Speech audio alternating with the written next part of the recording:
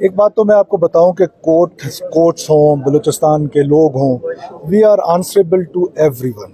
اور مجھے آنے میں نہ میری ایگو ہرٹ ہوتی ہے نہ مجھے اس میں کوئی پرابلم ہے.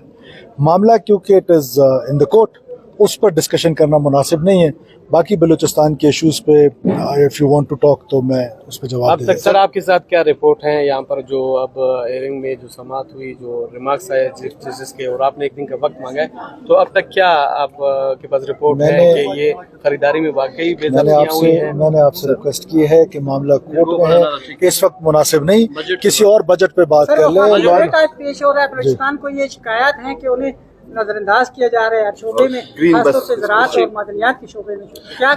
دیکھیے فیڈرل گورنمنٹ کا بجٹ آ رہا ہے، ہم NEC اٹینڈ کرنے گئے تھے، وہاں پر ہم نے اپنے بلوچستان کا کیس، میں پہلے دن سے کہہ رہا ہوں کہ فرملی بٹ پولائٹلی ہم نے وہاں پر اپنا کیس لڑا ہے. کچھ ہماری ایسی اسکیمز تھیں جو omit ہوئی تھیں، جس میں ہماری ساؤتھ بلوچستان کی بہت ساری اسکیمیں تھیں، جس میں باقی بلوچستان کی بہت ساری اسکیمیں تھیں، وہ ہم نے دوبارہ انکلوڈ کرائی ہیں. اور جس طرح آپ نے کہا ہے گرین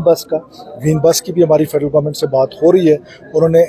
پروونشل نیچر کی جو اسکیمیں ہیں، it was decided back in SIFC، اور جو NEC جو ہم سے پہلے ہوئی تھی اس نے یہ ڈیسائیڈ کیا تھا کہ جو پروونشل نوعیت کی اسکیمیں ہیں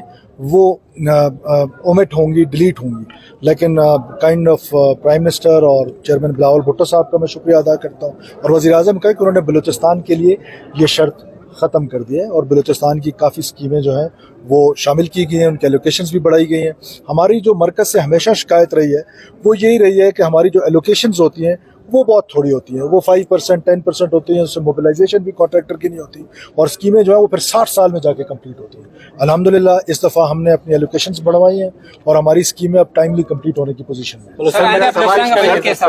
بلوچستان کا آنے والا بجٹ؟ دیکھیے بلوچستان کی بجٹ کی پریپریشن ہو رہی ہے. ہم کوشش کر رہے ہیں کہ ان فیلڈز کو زیادہ ایڈریس کریں کہ جس میں عام بلوچستانی جو ہے اس کا فائدہ ہو، عام بلوچستانی کو جو سمر ہے وہ ملے. آپ کو پتہ ہے فائنانشیل کنسٹرین ہے، اور پھر IMF کا جو پروگرام ہے وہ آپ کو پابند کرتا ہے کہ آپ نے سرپلس بجٹ دینا ہے. اور ایسی سچویشن میں بلوچستان کا جو بجٹ آنا ہے، ہم نے جو فوکس کرنا ہے اپنے ریونیوز بڑھانے میں کرنا ہے، ایجوکیشن میں کرنا ہے، جو ہمارا اسکالرشپ پروگرام ہے اس پر کرنا ہے، پھر جو ہمارا ہیلتھ کارڈ ہے اور ہیلتھ فیسلٹیز ہیں اس کے بارے میں ہے. اور آپ کو پتہ ہے کہ بلوچستان میں سیلاب نے جو تباہیاں کی ہیں ان کو مد نظر رکھ کر انشاءاللہ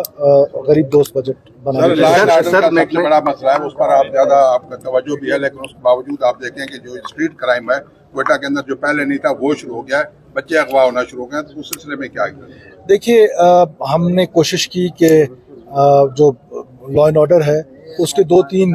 وہ ہے، ایک یہ جو آرگنائزڈ کرائم ہے، ایک ٹیررزم ہے، تو ہم ہر ایک کو ڈفرینٹ اس میں دیکھ رہے ہیں. اور میرا یقین ہے کہ ہماری فورسز جو ہیں اور پیراملٹری فورسز ہوں، چاہے ہماری انٹیلیجنس ایجنسیز ہوں، ان کے اندر یہ کیپیسٹی ہے کہ وہ اس کرائم کو انشاءاللہ روکنے میں کامیاب ہیں. سر میرا سوال کسی کیس سے متعلق نہیں، محکمہ خوراک یعنی 2013 سے بھی پہلے کم دیکھ رہے بہت سی شکایت سامنے آئی. اس حوالے سے کیا بلوچستان گورنمنٹ کوئی خاص ایسے انقلابی اقدامات اٹھائے گی تاکہ آئندہ اس طرح کے 67 ریفارمز کا ایجنڈا میں نے بنایا ہے، وہ میں نے اپنے تمام منسٹرز کو بھیجا ہے، وہ میں آپ کے ساتھ بھی شیئر کر لوں گا کسی پریس کانفرنس میں، جس میں یہ تمام چیزیں ایڈریس کی گئی ہیں کہ یہ ریفارمز جو لو ہینگنگ فروٹس ہیں ہر ڈپارٹمنٹ کے ہیں، تو اس میں ہم ڈیجیٹلائزیشن کی طرف جا رہے ہیں اور اس طرح کی چیزیں، تو وہ ٹائم فریم کے ساتھ ہم نے دی ہوئی ہیں اپنے منسٹرز کو اور سیکرٹریز کو. تو لیٹس سی انشاءاللہ 3 مہینے 4 مہینے بعد آپ کو کہیں نہ کہیں چینج نظر آئے.